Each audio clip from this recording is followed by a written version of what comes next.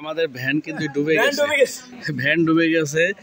আমরা যে এলাকায় এখন যাচ্ছি মানে রোড থেকে নেমে প্রায় 1.5 কিলো ভিতরে আসছি এবং ডোর টু ডোর পৌঁছানোর যে আমরা ইয়েটা করছি সেই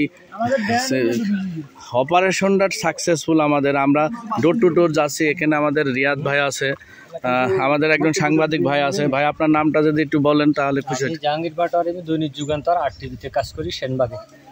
ধন্যবাদ, একজন আমার মতো মিডিয়া পার্সন পেয়েছি, সাংবাদিক। দেখেন আমি গেছি, ঘুরে এসেছি। এলাকার পরিবেশ পরিস্থিতি কেমন? পরিবেশ পরিস্থিতি খুবই ভয়াবহ।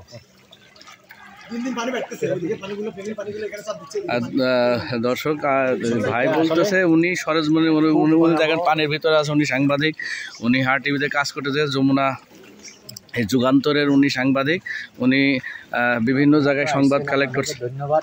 এত প্রত্যন্ত এলাকা আসলে কেউ আসে না, শুধু যে মূল সড়ক দিয়ে সবাই চলে যায়।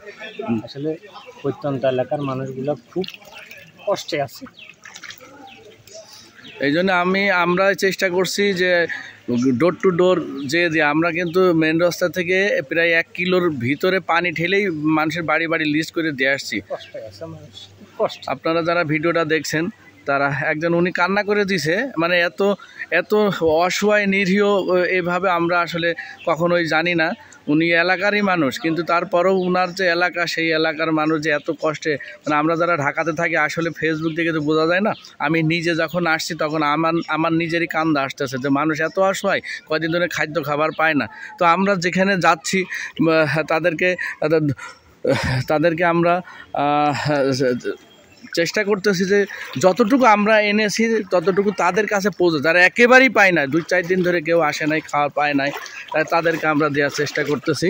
তো আমাদের জন্য সবাই দোয়া করবেন এবং দেশে যারা ত্রাণ দিচ্ছেন তারা চলে আসবেন। নোয়াখালী সেনবাগ থানা কাদরা ইউনিয়নের বিভিন্ন এলাকা ঘুরে ঘুরে আমরা দিচ্ছি।